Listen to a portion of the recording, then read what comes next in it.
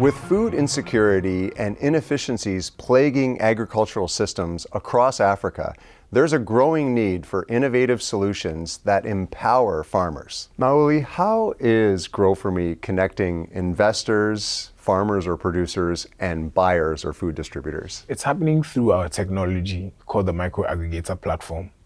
This technology allows anyone across the world to invest in experienced smallholder farmers. One challenge was that financing was a big issue. And then when we got to solve that issue partly, and we realized that post-harvest losses is a bigger issue. Through very simple technology, get anyone to buy a commodity from a warehouse nearby them at the best price. What are some of the additional services that GrowForMe can bring to farmers to help them with all their holistic financial requirements? Farmers have never been bankable, in quotes, because of the risk that's attached to the work that they do. But we've been working in the background with different financial institutions.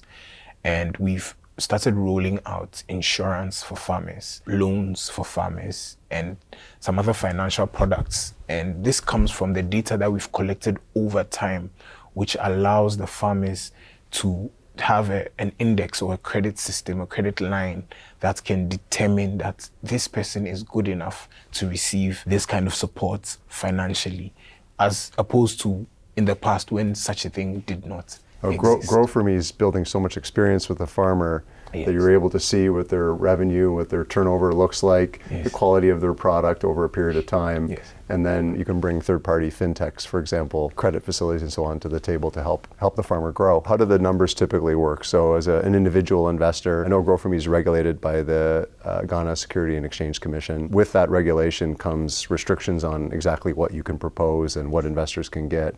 So as an example, as an individual investor, what is the proposition? It depends on the crop. Typically, it depends on what you are investing, whether it's trade or farming. So it tends to differ, but it's quite specific when it comes to particular crop. For instance, if you're doing input financing for maize, you can get a range from 10 to 20%. That's your principal plus your money back. And coming back to the regulations, there should be a margin on the return.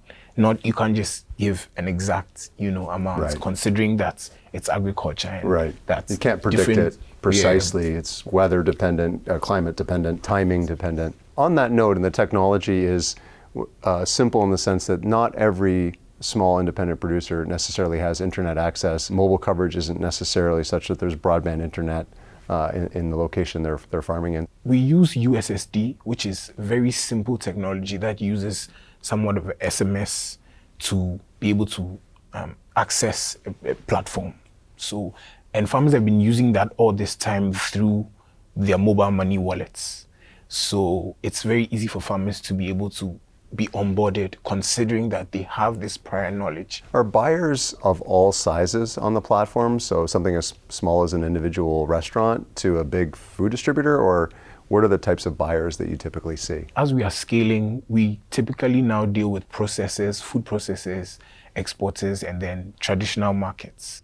But we are getting to a place where traceability is important. People need to be able to see where what they're eating is coming from. Where do you see as the expansion markets beyond Ghana as the next step for GrowForMe? We are targeting 15 African countries. We are currently incorporated in 5 and operational in 1. Farming in itself is done by smallholder farmers on the continent, and it's a huge market.